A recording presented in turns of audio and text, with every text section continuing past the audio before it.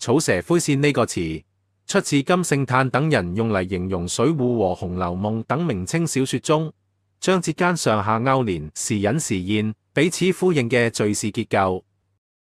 其實早喺1000多年前，杜甫就喺最唔適合敘事嘅律詩之中發明咗呢種結構方法，並用呢種方法寫咗《詠懷古蹟其三》一詩。杜甫係點樣用草蛇灰線一法呈現出王昭君嘅人生悲劇呢？且聽蔡老師同你細細地講講。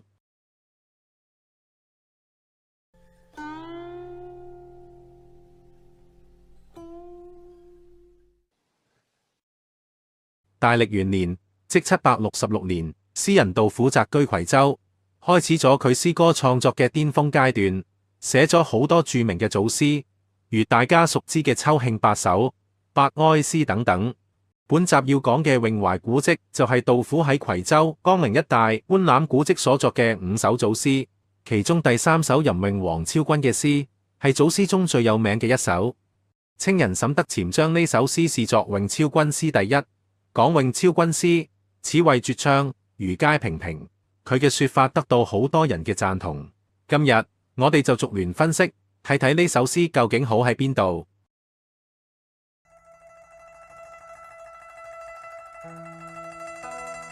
群山萬壑赴荊門，新長明妃上有村。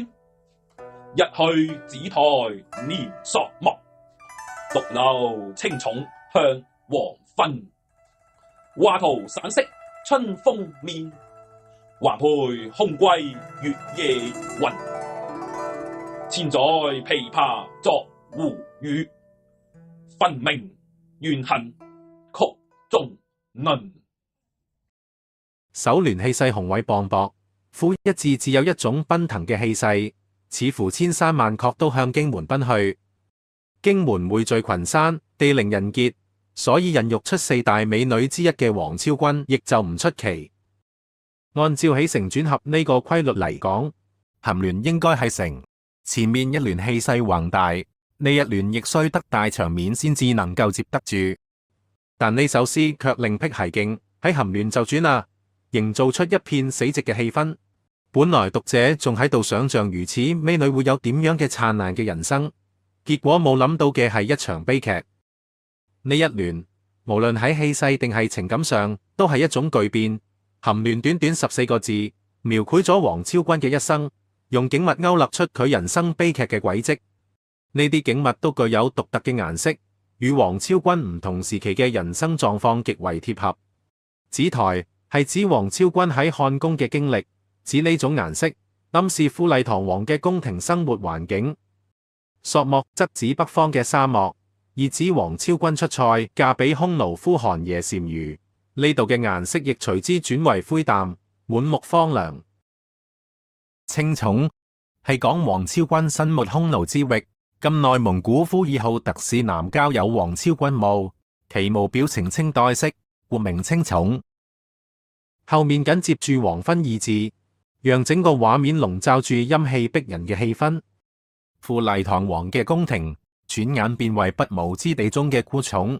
景物及其色彩嘅對比如此強烈，將王昭君命運多舛嘅一生逼真咁展現喺眼前，令人唏噓不已。除咗想象嘅擷取之外，一去、連、獨留、向呢啲連接詞都只涉緊一種無限嘅空間延伸，遠離漢地，一去不復返，進而增添咗王昭君一生嘅悲涼感。頸聯畫圖省識春風面，純粹就詞序而言，係一個典型嘅主謂賓句。首先出現嘅畫圖係主語，省識係謂語，而春風面係賓語。然而呢句絕不可能作主謂句解。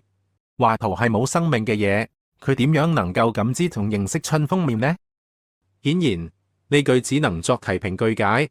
畫圖係題語，指無言授為王昭君畫像之事，而省識春風面則係評論。漢元帝未能通過畫像嚟辨別出絕代美人。杜甫呢句評語十分耐人尋味，可能有3種唔同嘅解法。一係認為杜甫係喺度譴責無言授，同行無冇職業道德，只因冇攞到王昭君嘅賄賂金，就作弊將王昭君畫得很醜，使皇帝無法知曉佢嘅美貌。而係認為杜甫將批評嘅矛頭指向漢元帝，諷刺佢昏庸無能，連選宮妃咁樣嘅大事亦唔親力親為，竟然依賴畫工嘅作品嚟做決定。三係認為無言秀同漢元帝都係杜甫鞭撻嘅對象。我本人傾向於贊同第三種解釋。銜亂結句也應作題評句解，是為4+3或2+5句皆可。作4+3句解。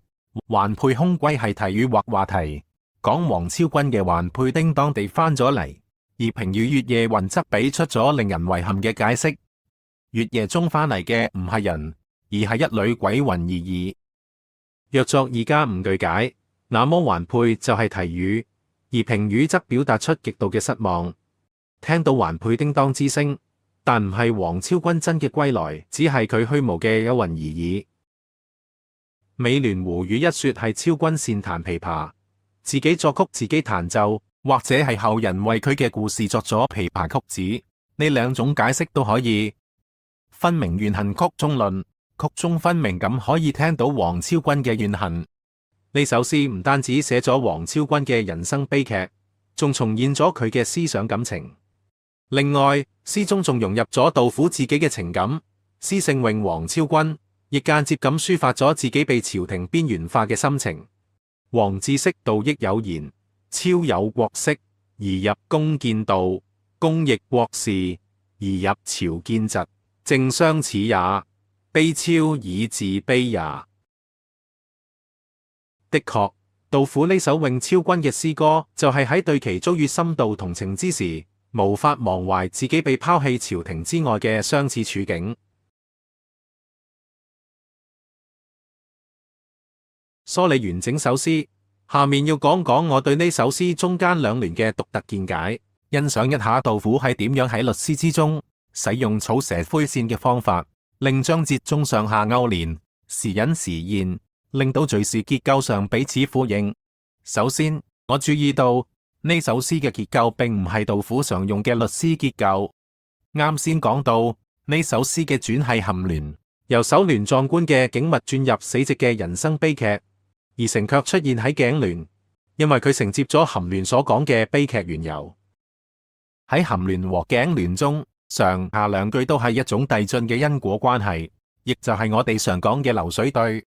銜聯一去指台連朔漠，獨留青冢向黃昏，有時間上嘅遞進關係，中間係冇斷連嘅，而同時又呈現因果關係，有去指台之因，先至有青冢向黃昏之果。頸聯都係咁樣，正是因為畫圖省識春風面，最終先至有環佩空歸月夜雲嘅悲劇發生。呢個係時間同因果嘅遞進。除此之外，銜頸二聯前後連接，形成咗一種喺律詩中極為罕見嘅意義對象，即所謂線對或說隔句對。咁係咩嘢意思呢？就係指銜聯與頸聯嘅上句，銜聯與頸聯嘅下句，分別形成意義嘅對象。喺呢首詩中，銜聯嘅上句一去指台連朔漠，與頸聯嘅上句畫圖省識春風面，喺意義上係對象嘅，都係寫王昭君喺漢宮嘅遭遇，而且都係下面一句嘅因。同時，銜頸聯中嘅下句亦形成咗意義嘅對象，全部係果。獨留青冢向黃昏和環佩空歸月夜雲，都係王昭君離別漢庭嘅悲慘結果。因此，呢首詩如果按現代嘅橫排版嚟讀，就有兩個唔同嘅讀法。順住詩嘅先後順序，橫向嚟讀，王昭君嘅人生悲劇嘅前因後果重複陳述咗兩次，從而取得咗更加濃烈嘅效果。如果我哋唔理詩行嘅順序，而係打直咁嚟讀，咁樣我哋仲有一個驚人嘅發現。所謂打直咁嚟讀，就係跳出橫向推進嘅時序，沿住兩聯之間對嘅空間關聯，慢慢咀嚼詩意。大家諗諗，我哋應該點樣描述線對嘅前半部兩句之間嘅關係呢？佢哋之間亦有先後因果關係嗎？回答顯然係 yes。讓我哋先睇睇線對嘅前面部分，有咗畫圖省識春風面嘅因，先至有一去指台連朔漠嘅後果。與此先果後因嘅陳述相反，線對後半部分係先因後果。獨留青冢向黃昏講嘅係王昭君已成孤魂野鬼，正因如此，先至會有超軍魂歸故土嘅傳說。聽完上面嘅講解，大家想必已經明白咗我點解話呢首詩用草蛇灰線嘅手法嚟寫成嘅。全詩依賴具體嘅意象嚟勾勒王昭君嘅人生悲劇，猶如草蛇灰線一般不露痕跡。更加精妙絕倫嘅係，幾組色彩強烈對比嘅意象之後，仲隱藏住複雜嘅四重因果關係。如此圖所示，呢四重因果關係嘅展開唔單止有橫中方向之別，仲要有顯隱主次之意，以及先因後果與先果後因嘅方向差別。呢個縱橫交疊、錯落有致嘅因果關係網，將我哋帶入咗詩人苦甘道色、纏綿悱惻嘅心境之中。呢度我哋似乎可以大膽猜測，古今冇邊一首律詩喺坎頸兩聯咁使用咗如此複雜嘅草蛇灰線之法，出神入化，感人至深。下一集我哋將讀李商隱嘅徐公，與詠懷古蹟其三嘅草蛇灰線手法唔同。徐公嘅結構十分露骨明顯，被古人稱為百寶流蘇、千絲鐵網。李商隱用呢種結構方法寫詠史詩，創造出何種唔同嘅藝術境界呢？且聽蔡老師下集講解。依家就等我哋欣賞一下本集選講詩歌嘅吟誦啦。